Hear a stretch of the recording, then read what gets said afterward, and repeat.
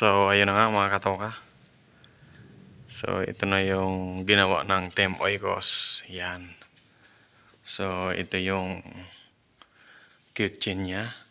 Yan. Mga kitchen cabinet. Lavatory. So, countertop. Meron ding island table. Tapos, shoe rack. Ito yung breaker niya mga katoka. Ito yung CR niya dito sa baba, ground floor. So, curtain, shower lang yan mga katoka. Tapos andito yung rep. Yan, dining table. Ito yung sa sopa niya. Yan o. Tapos ngayon, naka-high ceiling yan mga katoka. Yan.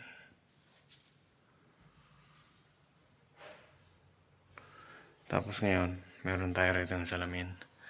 Tapos ito yung stock room.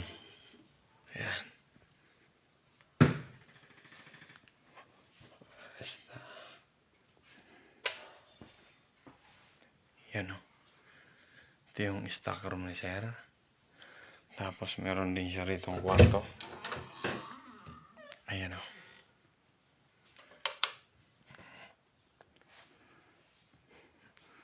Merong mga cabinet. Ayan.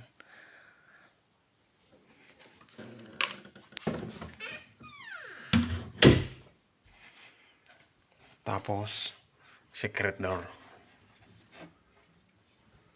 Ayan. Ayan mga katoka. Subali sa ilalim may hagdan yan. Ayan.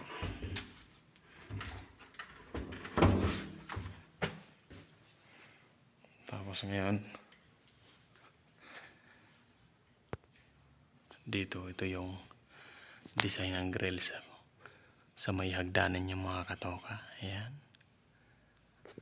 Tapos akyat tayo sa taas.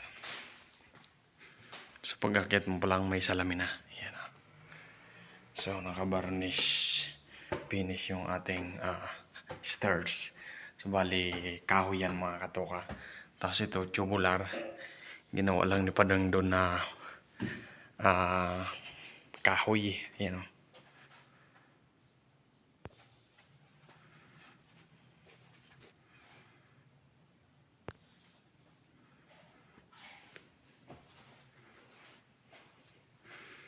Tapos yan, mga shurak yan mga katoka.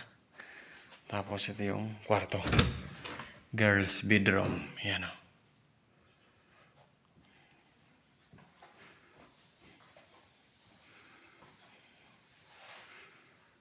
Tapos ngayon, punta tayo sa master.